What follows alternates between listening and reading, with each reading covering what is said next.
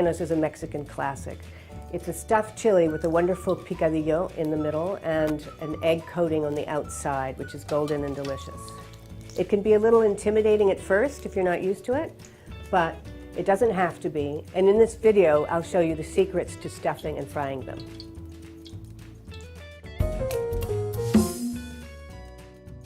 So here I have my roasted chilies that I've done on a gas burner, but you can also do them under the broiler as well. I have them steaming here for 15 minutes to help separate the skins from the chili. And as you can see, the stems are covered with foil. I've done that while I've roasted them so that the stems stay intact. It's very important for the chiles rellenos that you can hold it by the stem when you dip it in the batter. So that's just a nice precaution. We're going to clean the chilies now, and you can either rub it off with your fingers like this, or sometimes it helps to have a paper towel. If you rub like this, it kind of comes off with the paper towel. Okay? You don't have to get every last bit of skin off, but most of it. So now that I've peeled the chilies, I'm going to open them and clean the inside. First I have to make a slit to open it up. I can just take this foil off. I don't need that anymore. Careful not to hurt the stem when you take it off. There we go. So see if there's a natural slit already and use that if there is. If not, take a little paring knife. Make sure not to cut through more than one side of the chili, and start about ½ an inch from the top and go to about ½ inch from the tip.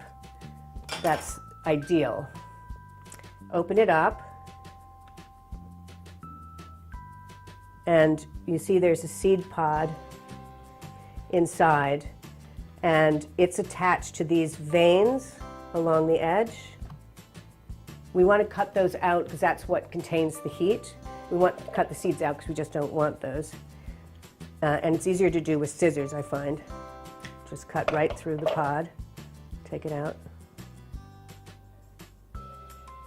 Sometimes the veins come with it, but be careful with tearing the veins out because it can actually open the chili if you're not careful. But using scissors is another way of doing it. So I'm just getting any remaining seeds out. And if you want, you can give this a quick rinse to get rid of the excess seeds, or go over it with a paper towel. I try not to rinse it too much because you're sort of rinsing away some of the chili flavor. Poblano chilies vary a lot in heat. They can be hot, they can be mild. Often it's a little hard to tell. Sometimes your fingers will feel a tingle if it's hot. Sometimes if you smell it, you can sort of smell the heat. Try it and you'll see what I mean. So now that's clean and it's ready to stuff, and we'll do the others the same way.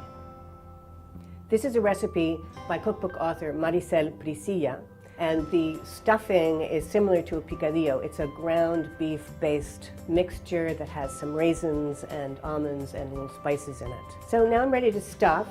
We want about ½ cup of stuffing in each chili. So open it up. So depending on the size of your chilies, just fill it full, push it up to the top, and then some more.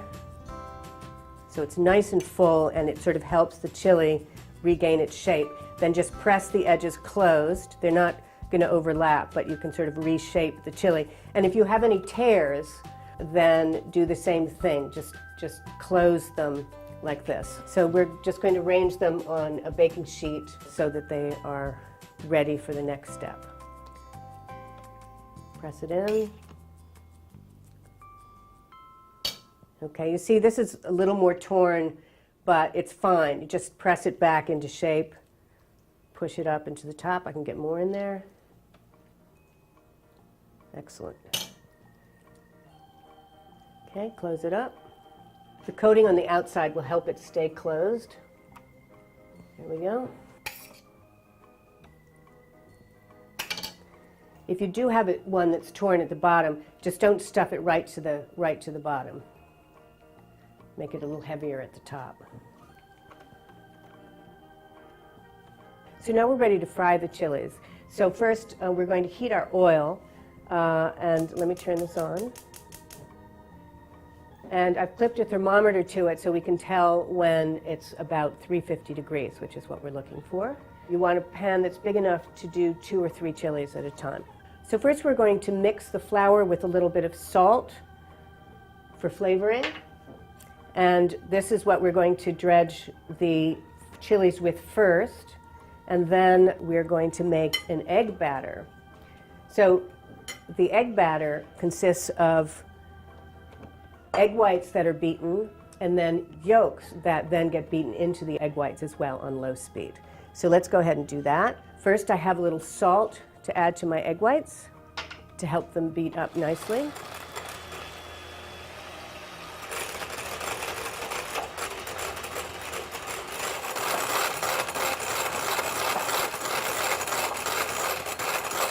We're looking for soft peaks for the egg whites. That looks good. And now we're going to add the egg yolks and slowly beat them in on a lower speed so they also become part of this fluffy coating.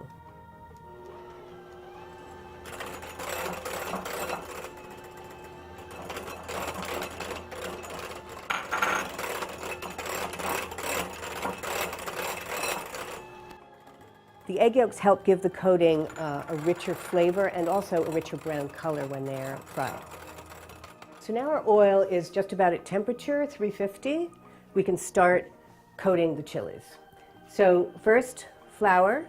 You can use a spoon to help. Or drop it in and turn it around. And then knock off the excess. Then I'm going to hold it by its stem and dredge it in the egg and use a spatula to coat it all around. Pull it out and then carefully drop it in the oil. We're going to cook it for about a minute or two on the first side till it gets a nice golden brown and then flip it over. So while that's starting, let's put another one in. Okay, flour. Coat it all around, knock off the excess, and then holding it by the stem, put it in the egg batter. Coat it with the spatula all over, and then into. So we'll just do 2 for now. Let's see how the first one's doing. It'll take about a minute for the bottom side to turn golden brown. Then you just want to turn the chili over carefully with tongs and a slotted spoon so the other side can cook too.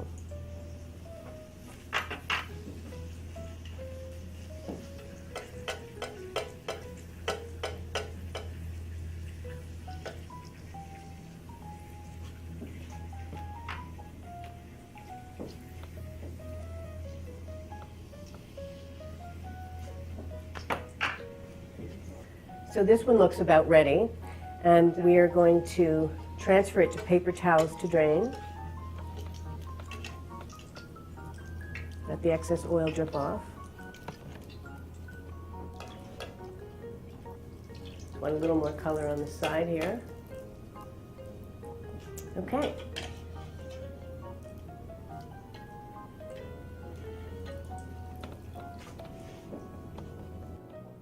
So now we're going to let them drain on paper towels, and then you can keep them in the oven to keep them warm while you fry up more batches of chilies. So when all the chilies are fried, you want to serve them with a tangy, bright, roasted tomato sauce. The sauce should be a little on the thin side, so it spreads on the plate.